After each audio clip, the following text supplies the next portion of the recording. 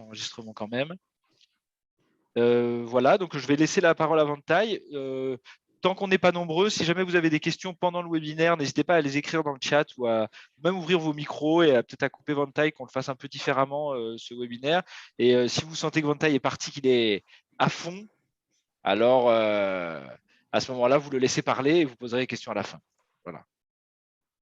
Donc je te laisse la parole et puis je vous souhaite à tous un excellent webinaire. Profitez bien.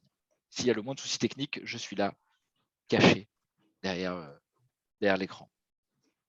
Ok, bah, est-ce que il y a le bouton Call It là, je vais cliquer dessus pour libérer l'écran ici. Alors Ok, là, c'est bon. on te voit mieux. Ouais, là, on voit bien ton Ok, écran, c'est tout. parfait.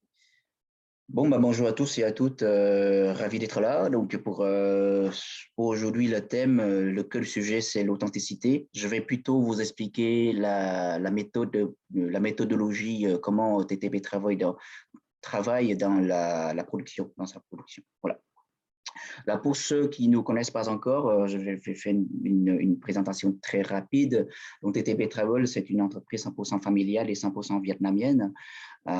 Et nous, comme on se définit comme un représentant légitime des valeurs intrinsèques du Vietnam, et comme on est un peu comme défenseur de l'identité du Vietnam, on se donne une noble mission, c'est la lutte contre la folklorisation. C'est vraiment, on définit ça comme un thème moteur qui guide nos actions et qui par la suite qui va définir ce que ça veut dire l'authenticité. Donc, vous allez me poser la question, mais c'est quoi le rapport entre la mission, la lutte contre la folklorisation et puis l'authenticité? Eh bien, si il y a un lien intime entre les deux, parce que à cause du tourisme de masse, ça entraîne l'effet de folklorisation, et donc du coup, ça va entraîner la perte d'authenticité.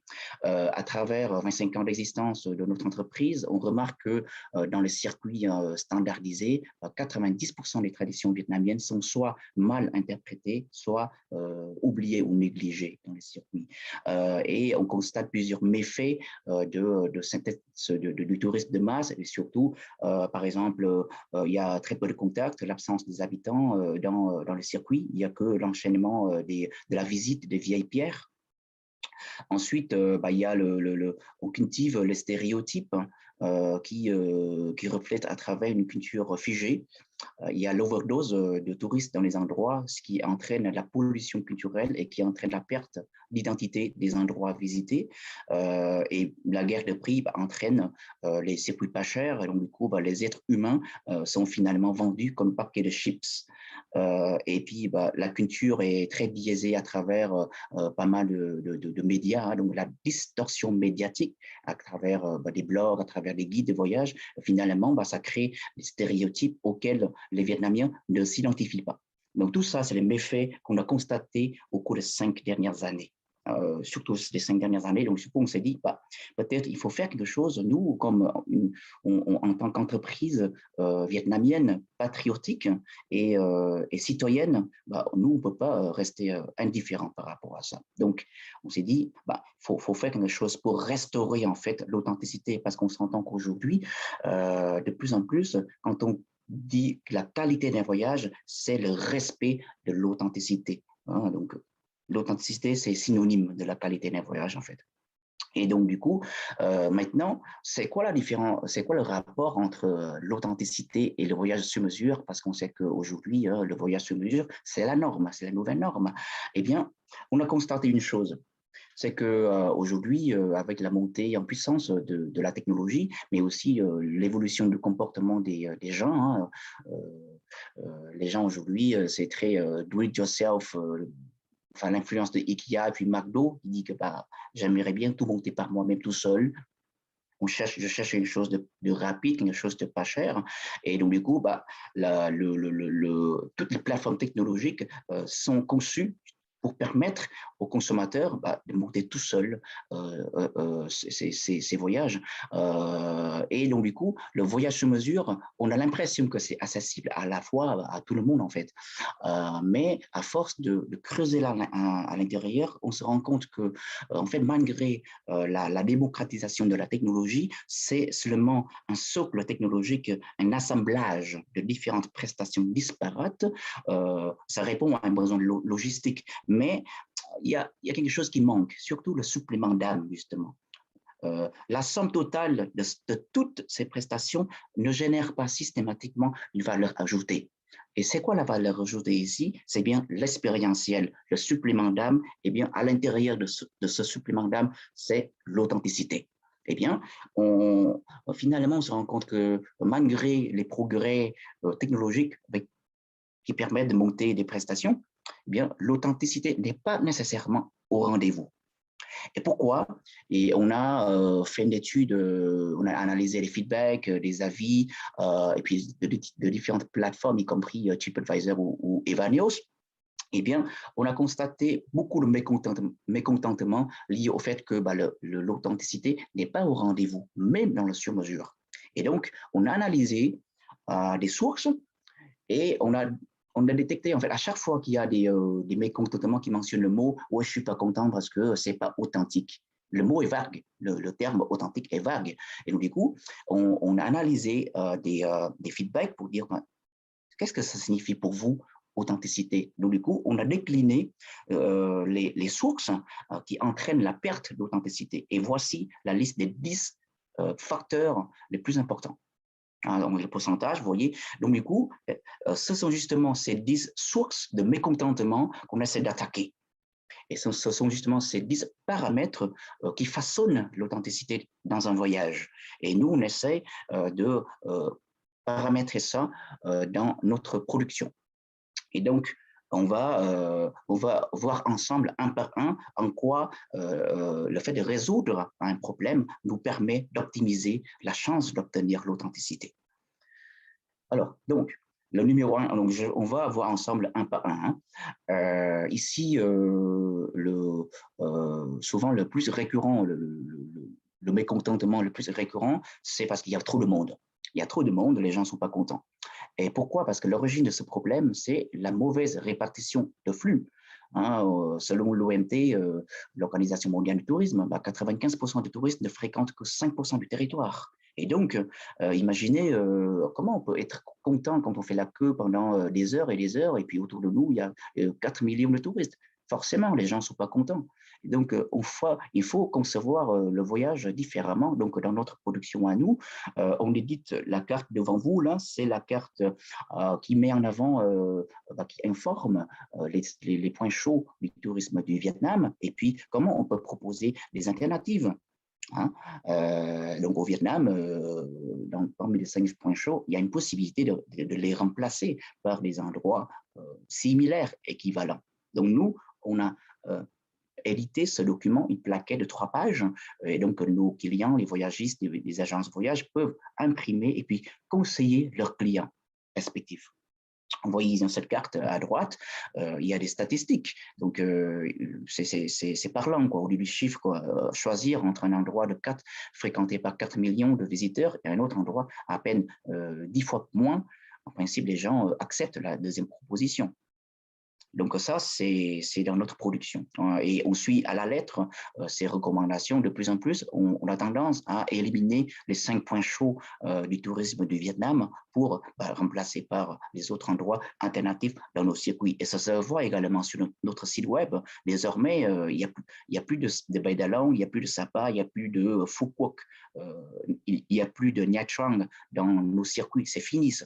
Donc nous, on a pris une décision radicale par rapport à ça. Et c'est quand même un message très fort, parce que ce n'est pas tous les réceptifs qui font ça. Donc ça, c'est le premier. Le deuxième point, pourquoi les gens trouvent que ce n'est pas authentique? Parce qu'on n'a pas suffisamment de temps pour tisser un lien avec la population locale. Pourquoi? Parce que c'est la course à la performance. Souvent, aujourd'hui, on a fait une étude sur 400 circuits organisés, enfin, proposés par une centaine de Théo français. Et les résultats, c'est que la grosse moyenne au Vietnam, circuit nord-sud, c'est 12 jours. On ne peut pas découvrir un pays en 12 jours. Et on perd beaucoup de temps dans le transport. C'est pour ça qu'on n'a pas suffisamment de temps pour tisser un lien, un contact humain avec la population locale, d'où la perte d'authenticité. Donc, notre proposition, c'est soit, si on fait nord-sud, il faut aller au-delà de 12 jours, prolonger à 2 semaines, 3 semaines. Et si on n'a que 12 jours, il vaut mieux se concentrer sur une ou deux régions du pays pour passer plus de temps. Donc ça, c'est notre méthode à nous. Donc, ça nous ramène à innover des produits parce que dans tel ou tel endroit, comment on peut inventer des services, des activités pour pouvoir retenir les gens plus longtemps sur place. Donc, c'est ça qui guide notre sens de l'innovation. Il faut chercher des idées pour retenir des gens plus de temps, pour faire passer plus de temps dans un endroit donné. Donc ça, c'est le numéro 2. Le numéro 3, la capacité d'accueil. On n'y pense pas forcément quand on se rend dans un village, quand on se rend dans une famille d'accueil. Trop souvent, le problème, c'est qu'il y a une surcharge de capacité. Vous voyez ici au niveau de statistiques, dans les 5 points chauds du Vietnam, le rapport, le pourcentage entre le nombre, la démographie d'une ville et puis le nombre de touristes, c'est disproportionné. Et vous voyez ici, Sapa, il y a 3 millions de visiteurs pour 80 000 habitants. C'est-à-dire que le nombre d'habitants représente 2,6% par rapport aux touristes. Et donc, du coup, quand il y a beaucoup plus de touristes que d'habitants, le rapport humain entre les deux est dégradé. Et le lien humain est brisé. Donc, ça entraîne également la perte d'authenticité. Et donc, pour ça, notre solution à nous, on raisonne en fonction de, comme si vous savez, la fête, l'anniversaire, quand vous fêtez l'anniversaire chez vous, et, entre recevoir 3 amis pour passer une bonne soirée et puis recevoir 300 amis, on s'entend que ce n'est pas le même niveau de convivialité, quoi.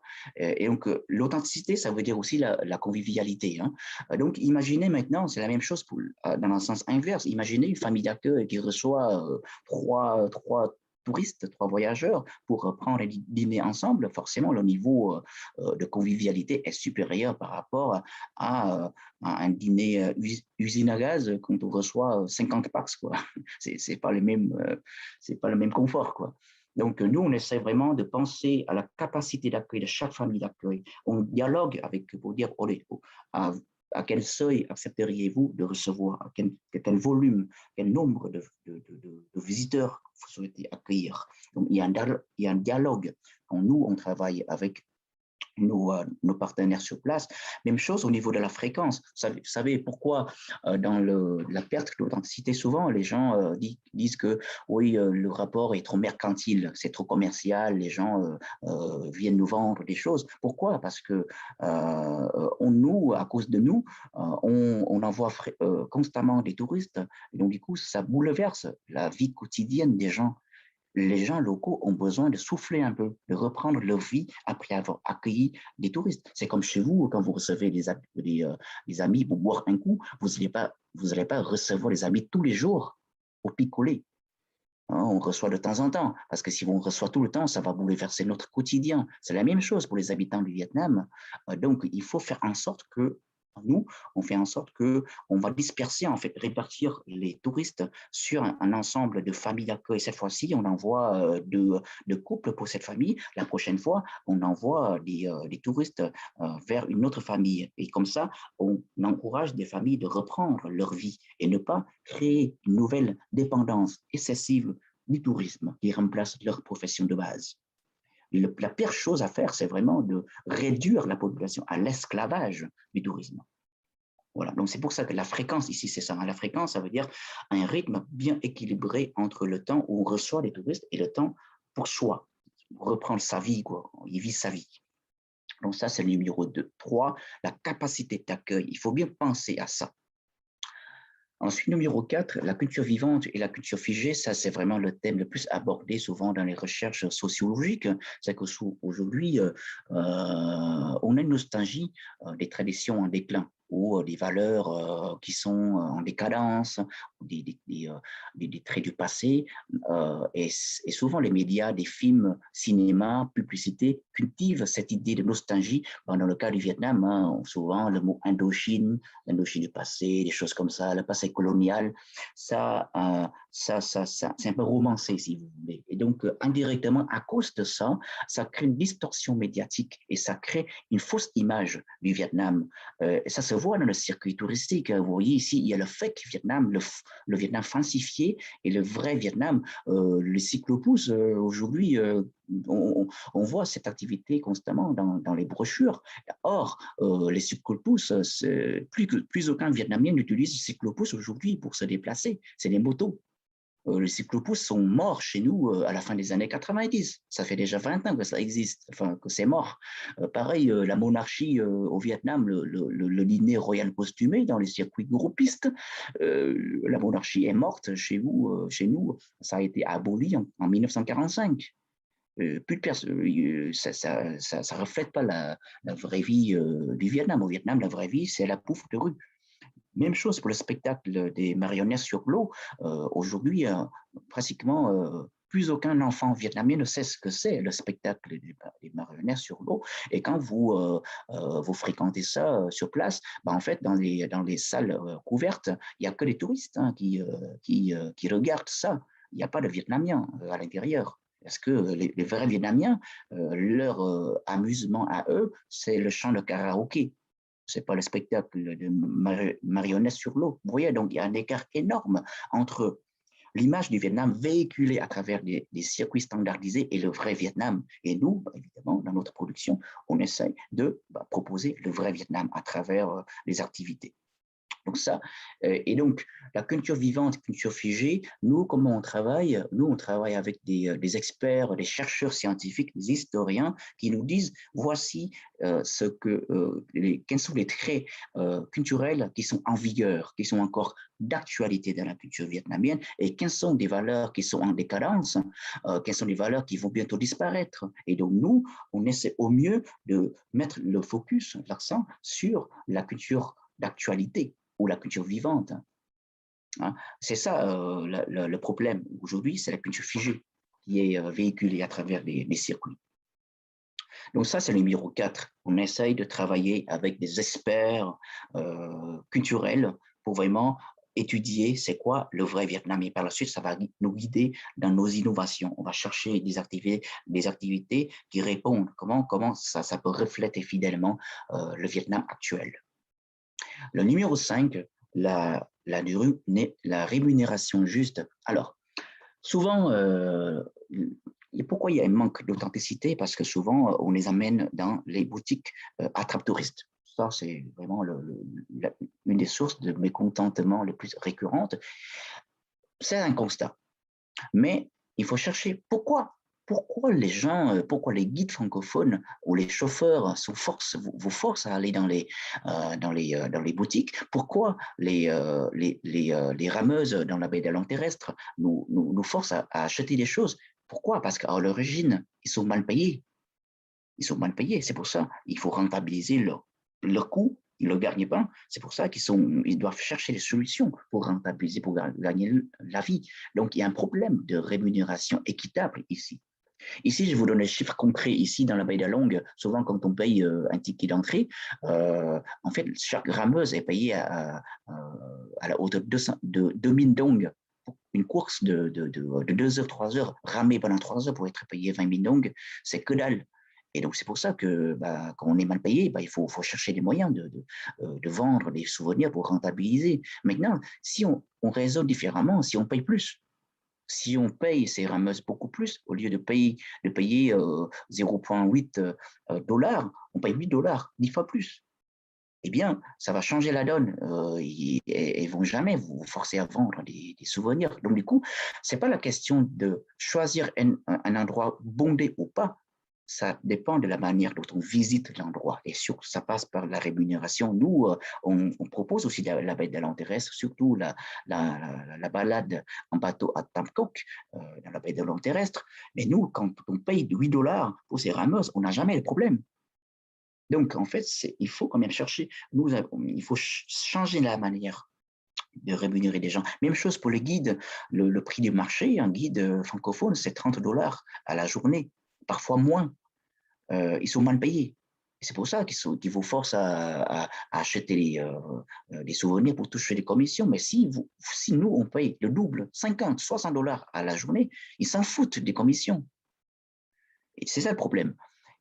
Et enfin, le troisième cas concret, souvent quand on fait des journées de trek, randonnée dans les régions éloignées, pour optimiser des coûts, à cause de la guerre de prix, souvent on coupe des prix et on enlève des guides locaux. Ça veut dire que souvent, en plus d'un guide francophone qui part d'Hanoï, on va dans des endroits éloignés pour faciliter la rencontre avec des ethnies minoritaires, par exemple. Souvent, il faut faire appel à aussi un villageois qui sert de traduction parfois, il sert de facilitateur de rencontres en plus des guides francophones, mais il faut les payer.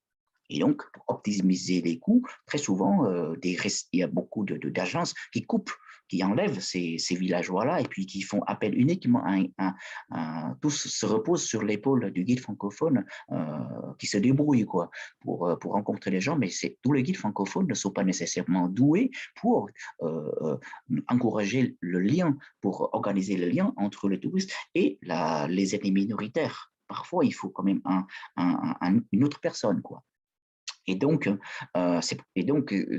si le guide francophone ne fait pas bien son boulot, eh ben, le lien est brisé. Donc, il y a une barrière à l'entrée, quoi. Il y a un blocage entre le touriste et les ethnies minoritaires. Et donc, pour réparer ça, il faut toujours inclure le villageois en question, les guides locaux dans les régions. Et donc, il faut payer plus, tout simplement. Voilà. Entre 0 $ enlever les guides villageois, ou est-ce qu'on paye à la journée 20 $ pour pouvoir renforcer le lien avec les habitants, la rémunération juste.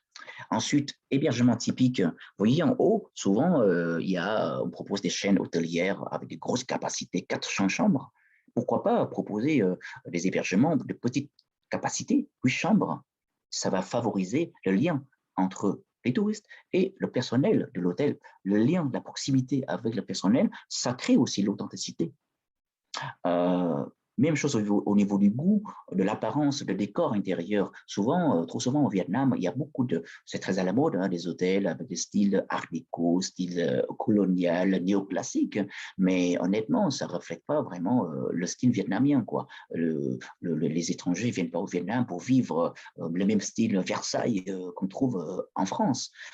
Et donc, notre production, c'est plutôt de chercher des hébergements qui reflètent fidèlement l'architecture typique dans chaque région. Même chose pour les emplacements des hôtels. Et il y a beaucoup d'hôtels qui sont situés dans des endroits hyper fréquentés où on croise que les touristes. Et nous, à l'inverse, on a tendance plutôt à sélectionner des hôtels, des hébergements qui sont situés dans les quartiers résidentiels. Ça veut dire que là, il y a 100%, il y a que des résidents, des citadins locaux qui sont là. Donc, ça vous permet de plonger dans la vie, dans l'ambiance en fait, locale. Donc, c'est plutôt les trois grilles de sélection qui guident notre sélection des hôtels, les hébergements typiques. Ici, je parle des hôtels classiques, hein, mais après, il y a aussi les hébergements chez l'habitant qu'on propose également. Mais ça, c'est automatique, si vous voulez. Quand on passe la nuit chez l'habitant, automatiquement, on est dans une ambiance locale. Donc ça, c'est au niveau des hébergements. Ensuite, manger. Souvent, dans le schéma classique, dans les circuits standardisés, on vous envoie dans les touristes, dans les restaurants voués aux touristes. Donc déjà, au niveau d'ambiance, c'est pas 100% local autour de vous, c'est que des autres touristes. Et puis dans ces restaurants-là, le menu est conçu pour les touristes. Il y a déjà une sorte de modification de goût et de saveur pour s'adapter au goût des Occidentaux. Ensuite, il y a aussi un phénomène qui n'est pas forcément parlé dans les circuits, ce qu'on appelle la standardisation de plats nationaux. Pour vous faire comprendre ça, je vais prendre un exemple en France. Vous savez, imaginez quand vous visitez la Bretagne, on sait très bien que les spécialités bretonnes, c'est la crêpe, c'est les galettes et puis les boulets de cidre. Imaginez maintenant, on est en Bretagne et puis on vous sert les choucroutes. en faisant croire que c'est une spécialité bretonne. Qu'est-ce que vous en pensez? Forcément, c'est du foutage de gueule, quoi. Eh bien, au Vietnam, c'est la même chose. Le nem, ce n'est pas nécessairement un plat consommé par tout le monde. Chez les ethnies minoritaires, les nems ne font pas partie de leur quotidien. Et pourtant, quand vous voyez dans les circuits, on vous sert systématiquement des nems quand vous passez la nuit chez les habitants, chez les ethnies minoritaires, et on oublie les spécialités régionales, ce que mangent ces ethnies minoritaires. Donc, ça, c'est une erreur hyper fréquente dans la production. Et donc, du coup, on néglige la diversité de plats régionaux au Vietnam. Et donc, pour réparer cette erreur-là, l'authenticité, c'est aussi la diversité des plats. L'authenticité, c'est aussi pas forcément se limiter au fait d'aller manger, l'acte de manger, mais aussi toute autre dimension de la gastronomie. Donc, par exemple, ici, on vous propose, au lieu de manger dans les restaurants voués aux touristes, on vous propose des adresses 100% locales, fréquentées uniquement par les locaux. On vous propose des balades culinaires pour découvrir la bouffe de rue. Il y a énormément de plats typiques dans chaque ville qui ne sont jamais servis dans les restaurants. Il y a aussi, pourquoi pas, manger chez l'habitant, chez les résidents, les citadins, parce que les us et coutumes autour de la table, ça fait partie également de la culture culinaire. Pas uniquement que des plats, pas que saveurs, mais aussi les traditions, les croyances autour de ça. On vous apprend le savoir-vivre autour de la table vietnamienne. Et enfin, les cours de cuisine. Ici, les cours de cuisine, on propose les cours de cuisine thématiques. Si vous allez à Hanoï, ça sera dans les cours de cuisine, on va vous proposer des plats typiquement hanoïens. Si vous allez à Hue, au centre, ce sera des plats typiques de Hue et ainsi de suite. Le problème, souvent, quand on voit dans les cours de cuisine standardisés, c'est que partout, on vous propose des nems dans les cours de cuisine, alors que dans beaucoup d'endroits, les nems, surtout à Hue, les nems, on s'en fout, quoi. C'est ça le problème des cours de cuisine standardisés. Nous, on essaie vraiment de mettre en valeur la diversité régionale au Vietnam. Donc ça, c'est au niveau, il faut manger autrement, quoi. C'est ça la façon dont on fabrique l'authenticité. Maintenant, le numéro 9, c'est vraiment le cœur du sujet, souvent l'absence des habitants. Ça, c'est la source principale de la perte d'authenticité. Et nous, pour réparer ça, on essaye de mettre en avant, de valoriser la co-création d'expériences, la participation active des résidents, des habitants dans la fabrication. Qu'est-ce que ça veut dire? Ça veut dire que chez nous, la culture vietnamienne est déclinée sous différentes dimensions, si vous voulez. Et ici, on décline sous 5 aspects différents. Donc, dans le sur-mesure, en fonction des centres d'intérêt des clients, il se peut que on organise des séances, des échanges, des ateliers avec les habitants en question pour creuser une thématique, un aspect bien spécifique de la culture vietnamienne. Par exemple, si la personne s'intéresse à l'art, à l'artisanat, on propose un atelier de fabrication de cerfs-volants, par exemple. Si elle s'intéresse à la danse, on peut organiser, proposer une soirée dansante, participer à un club de danse bachata ou salsa à Hanoï. S'il s'intéresse à la céramique, on propose un atelier d'initiation à la céramique avec un artisan. S'il s'intéresse au chant traditionnel, on organise une séance de découverte avec le chant, ici le chant de Quan Ho au nord du Vietnam. Donc, si dans l'aspect culture patrimoine, si la personne s'intéresse à la religion, on va organiser un échange, une conversation avec un moine dans une pagode. Et le moine en question va nous livrer une mini-conférence sur le bouddhisme au Vietnam. Si la personne s'intéresse à l'écriture, on organise un atelier d'initiation à la calligraphie avec un maître calligraphe. Si on s'intéresse à apprendre la langue vietnamienne, on va proposer pendant 1 heure un cours de phonétique vietnamienne avec une professeure vietnamienne. Si on veut s'intéresser à la guerre américaine, on va organiser une soirée, un dîner ensemble avec un vétéran, témoin vivant de la guerre américaine. Et puis bien-être, les arts martiaux, le Viet Vo Dao, qui est très connu en France et pourtant qui n'est pas du tout proposé au Vietnam. Pourquoi pas visiter une école de Viet Vo Dao à Hue, au centre du Vietnam, pour découvrir comment ça fonctionne le Viet Vo Dao au Vietnam. La réflexologie faciale, la phytothérapie, donc l'usage des plantes, comment ça fonctionne la médecine douce au Vietnam. Et tout ça, on organise aussi une rencontre avec un praticien de phytothérapie à Hanoï pour découvrir comment ça fonctionne la médecine douce au Vietnam. Si on s'intéresse à bonsaï, on propose initiation à bonsaï avec un artisan. Donc l'agriculture, repiquage du riz, la gastronomie, on visite, on découvre le processus de fabrication de la sauce de poisson avec un artisan également. La cérémonie de thé pour découvrir la culture de thé au Vietnam, comment ça fonctionne les zones de plantation du thé au Vietnam, et puis le gin, l'ancoderie au Vietnam, comment ça fonctionne, comment ça évolue dans la coulisse. On organise ça aussi avec un fabricant d'ancoderie. Il va nous expliquer les recettes, comment ça fonctionne. Vous voyez, donc en fait, il y a, à chaque fois qu'il y a un aspect du Vietnam, un aspect culturel du Vietnam qui nécessite une mise en lumière, nous, on va proposer systématiquement un échange, une séance, un atelier, un workshop en collaboration avec un Vietnamien. Je parle bien d'un Vietnamien qui est expert de son domaine. C'est ça l'implication des habitants. C'est la seule façon de mieux découvrir un aspect spécifique de la culture vietnamienne. Donc, c'est vraiment l'état ultime du sur-mesure. Je ne parle plus de voyage sur mesure, on parle des rencontres sur mesure. Le numéro 9, le sens du voyage. Nous sommes une société en crise de sens, avec une consommation à outrance. On cherche à posséder quelque chose, mais pas forcément à vivre quelque chose. Mais depuis quelques années, il y a quand même l'émergence de l'expérientiel. Il y a de plus en plus de voyageurs qui nécessitent, qui voulaient aller au-delà d'un simple acte de consommer. On voulait aussi contribuer à quelque chose, se sentir utile en voyage. Et donc nous, dans notre production, on propose, on encourage des voyageurs de s'impliquer dans les activités dite sociale pour mieux comprendre la réalité du Vietnam. Ici, on propose dans les deux exemples concrets, comme par exemple la francophonie au Vietnam. On sait très bien que la francophonie est en déclin chez nous.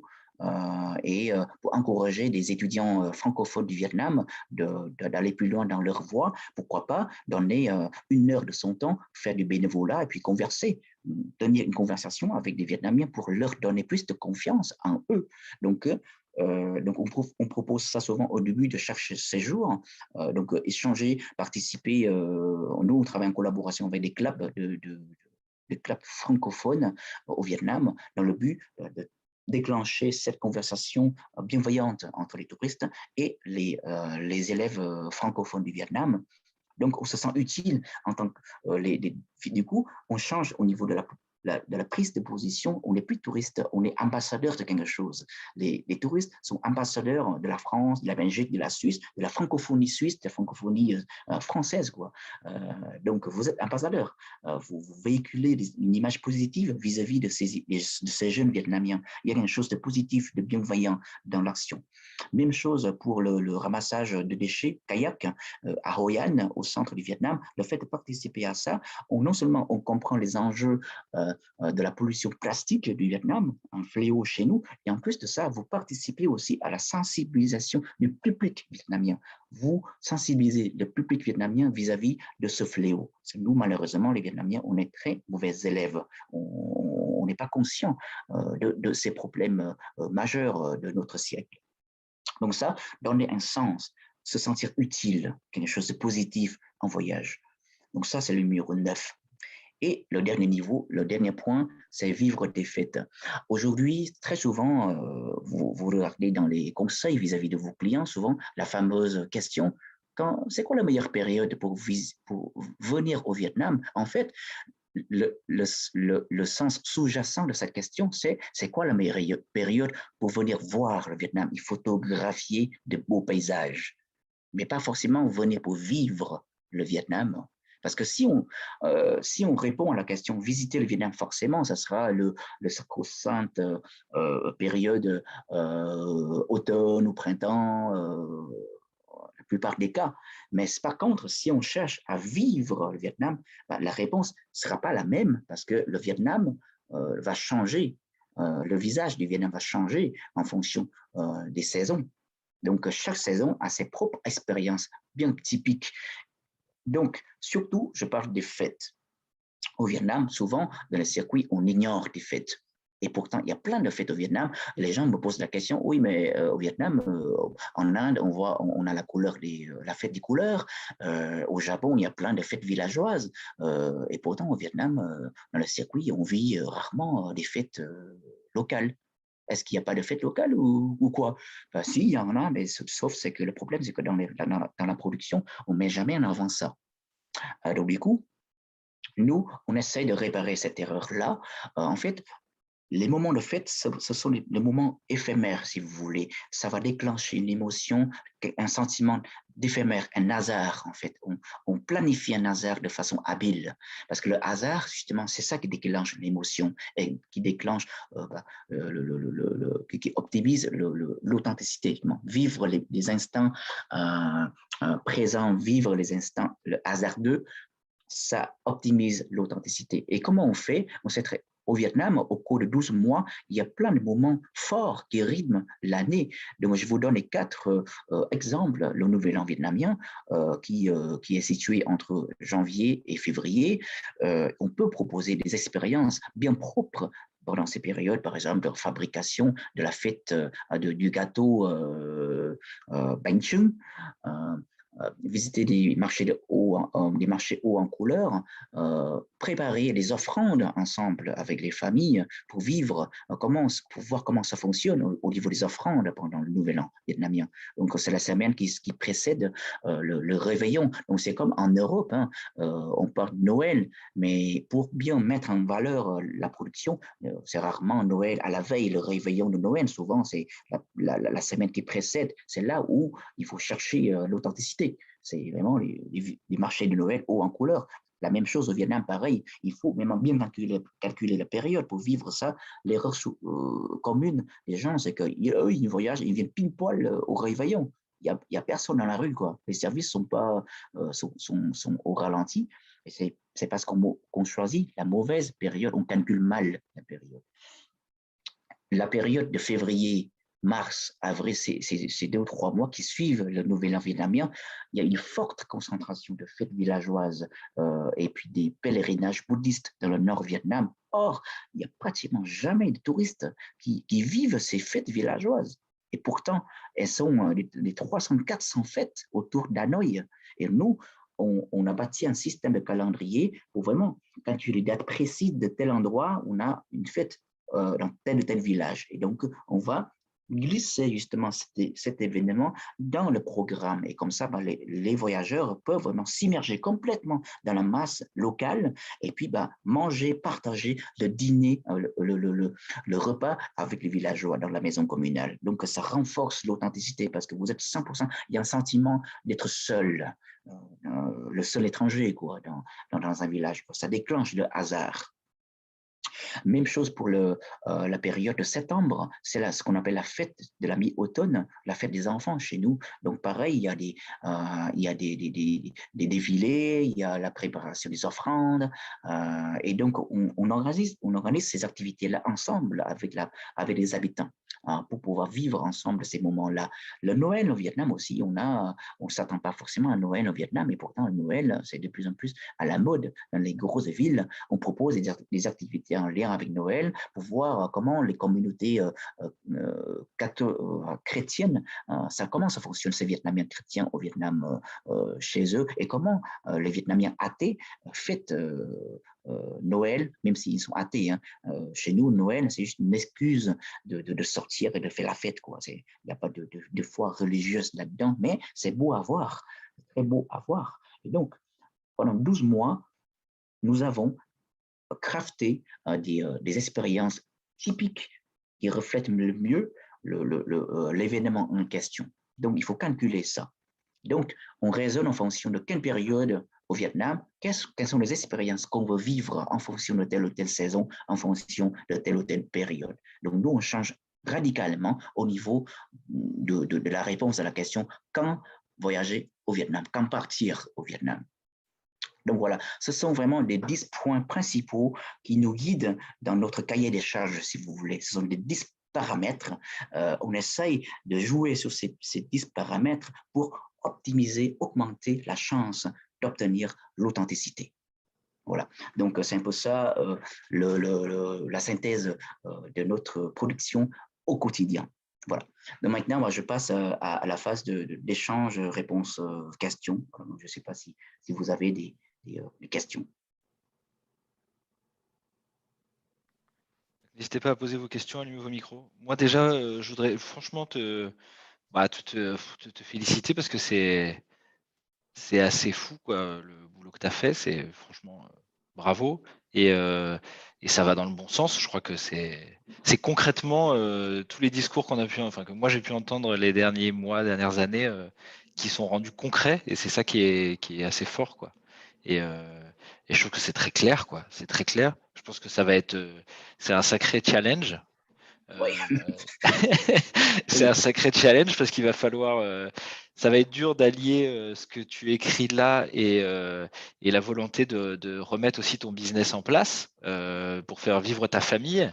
Et je pense que c'est là où tout va se jouer et ça va être très très dur et ça va être très dur quoi. Ça va être très dur, mais c'est un challenge magnifique. Franchement, bravo. Bon, en fait, c'est que nous, on a notre apport, c'est plutôt de formaliser, coucher sur papier les non-dits.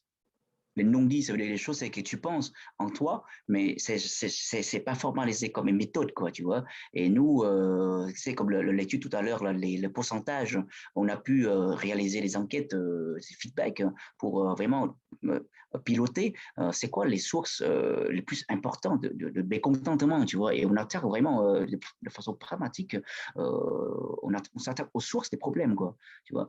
Et voilà, tu vois. Et après je me fais un peu l'avocat du diable volontairement, parce que c'est une vraie question. Moi, j'ai un réceptif au Brésil et moi, je crois beaucoup à ce que tu dis, et cetera. Je pense qu'il y a aussi une autre problématique, c'est que les caisses sont vides des réceptifs et Ouais. donc c'est vrai que les équipes disent, en même temps, on va pas pouvoir refuser, des demandes de clients.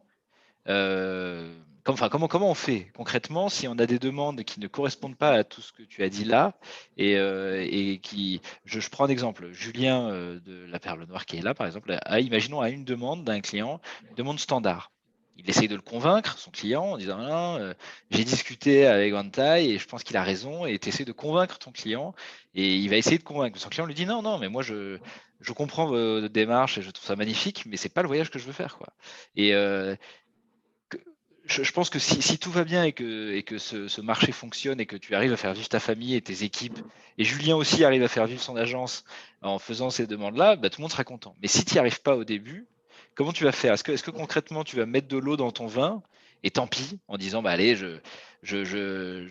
tant pis, je prends le temps de le faire, c'est pour ça qu'on appelle ça la transition, je prends le Mhm. temps, ou est-ce que tu vas drastiquement dire non, je refuse? Non, en fait, il y a une sauce secrète que je ne mets pas ici exprès. Ça s'appelle, et aussi dans notre méthode, ça s'appelle la jauge d'authenticité. D'accord. Alors, prenons, c'est comme c'est l'image de la partie émergée de l'iceberg. C'est la partie folklorique, c'est la partie émergée, la partie visible de l'iceberg. Et la culture authentique, c'est la partie sous-marine. Et donc, la question, c'est pas de refuser la vente, hein, mais c'est plutôt de fournir le maximum d'informations possibles. Dans notre cas, c'est que si ça passe par un dialogue avec le client. Si le client dit, oui, moi, son profil est situé plutôt dans la partie visible de l'iceberg, hein, qui cherche la partie folklorique, mais nous, c'est à nous de communiquer. C'est que, tiens, regardez, certes, ce que vous souhaitez, on peut le faire, mais regardez le schéma, mais ce n'est pas vraiment la culture authentique du pays. On peut le fournir, mais il faut prévenir quoi. Il faut prévenir que oui, on peut fournir mais, toutes les prestations que vous souhaitez, mais sachez que ça ne reflète pas fidèlement la réalité du pays. Quoi. Au moins, nous, on cale dès le début, on prévient dès le début et pour éviter les surprises. Parce que si on promet, oui, on peut le faire et puis on peut maintenir intensité à 100%, forcément, tu crées une surattente du client. Et du coup, bah, il sera au final déçu, quoi, parce qu'il y a pas il y a un écart entre la promesse et la réalité du terrain. Donc, en fait, ici, la jauge d'authenticité, ça sert à neutraliser l'attente du client vis-à-vis de l'authenticité. Souvent, moi, je communique en amont, tu vois. C'est que cette prestation, telle prestation, la jauge d'authenticité, c'est à 80%. Telle prestation, la jauge d'authenticité, c'est à 20%. Et comme ça, bah, le client, de façon ludique, il calcule la moyenne, le score moyen, et puis on sait très bien que le voyage, si on calcule toutes les prestations, bah, la jauge, c'est à genre 70%, 50%, 40%, et c'est en avant le métrique. La métrique, il n'y a pas de surprise, si tu veux.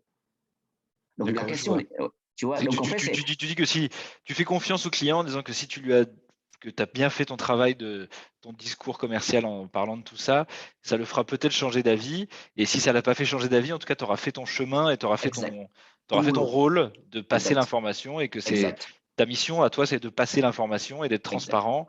Après, ça reste le choix du client et tu as une entreprise à faire vivre et voilà, et c'est pas t'es pas un, comment dire, t'es pas un militant. Tu fais passer un message, mais t'es pas un militant politique en disant je refuse ce genre de voyage. C'est juste que chacun fait son choix et toi, tu as décidé de faire un discours commercial engagé, mais qui n'est pas bloquant. Bah, chez nous, il y a quand même le côté militant, quand même. Malgré tout, il y a quand même juste milieu, tu vois. Certes, bon, on propose ça, on refuse pas systématiquement la vente, mais c'est vrai que parfois, si la demande est hyper, qui est à 100% contre nos valeurs, Oui. il nous arrive des fois à refuser des ventes. Oui. Ouais. Bon, c'est rare quand même, hein, parce que en général, nous, on a souvent il y a l'émotion dans le discours, il y a la passion dans le discours en principe, on arrive plus ou moins à conseiller des clients, quoi. Donc je dirais dans 90% des cas, c'est le juste milieu, c'est-à-dire qu'on essaie aussi de mettre de l'eau dans le vin, mais on communique, c'est quoi le pourcentage d'eau qu'on met dans le vin, quoi. Oui, non, mais ça me paraît sensé, c'est pragmatique. Tu restes un entrepreneur qui doit faire vivre sa famille et ses équipes et ça reste quand même la priorité. Ouais. Mais il nous arrive, il nous arrive de refuser des ventes parfois, surtout les demandes de groupistes, par exemple. C'est le cas typique. Il nous arrive de temps en temps à refuser des groupistes. Nous, on travaille de moins en moins avec des groupistes, des trucs genre 50 packs départ, des choses comme ça. Là, c'est fini chez nous. C'est fini. D'accord. Ouais. Est-ce que d'autres personnes ont des questions ou des commentaires il y a quelques messages de félicitations, je te les lis si tu veux. Quelqu'un qui dit bravo, superbe travail de réflexion et d'alternative. Nicole qui dit très belle présentation, je partage cette conception du voyage. Et monsieur ou madame Février, je ne sais pas si c'est un homme ou une femme qui dit je partage aussi cette vision. Ouais. Donc c'est un guidage si tu veux, hein, c'est un guidage, il y a une directive si tu veux, on sait où on va. Et après, dans le concret, c'est quoi la vitesse pour y aller, comment on y va, le rythme, ça varie d'une agence à l'autre. Mais au moins, on ne perd pas de vue, quoi. Il y a ces 10 paramètres, on ne perd pas de vue, quoi, dans le cahier des charges. Après, c'est à chaque agence de dire est-ce qu'on va respecter 100% ou est-ce qu'on va respecter à 80% ou 70%. Mais au moins, on ne perd pas la direction. C'est la boussole de navigation chez nous. Très bien. Ouais. Et puis, j'ai aussi des outils. Hein, donc, ça, c'est juste une présentation. Mais après, dans le concret, quand on travaille avec des agences de voyage, j'envoie énormément, enfin, pas mal d'outils. Comme tout à l'heure, la plaquette, c'est les trois pages, des points chauds du tourisme du Vietnam. C'est du concret parce que ça permet de conseiller les clients. Il y a aussi le calendrier des activités et aussi nous on rédige aussi des e-books, des livres blancs vraiment pour accompagner les clients, quoi, les voyagistes dans leur chemin, tu vois. Si tu veux. On essaye, vraiment de notre côté en tant que réceptif, on essaye vraiment aussi de sensibiliser des clients, des partenaires voyagistes ou agences de voyage d'aller dans le même sens que nous, quoi. même si c'est pas évident, hein, c'est oui. c'est C'est un très travail compliqué. difficile. Je l'ai vécu moi-même, surtout au niveau des réseaux de distribution, surtout, c'est difficile, c'est vraiment difficile, c'est dur. Eh oui, Oh là là, c'est dur. j'imagine.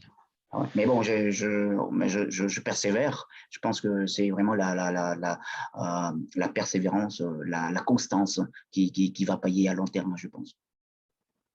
Oui, oui, et puis après, tout va dépendre aussi beaucoup des clients finalement, hein. Si les clients, Exactement. Ouais. c'est Ouais.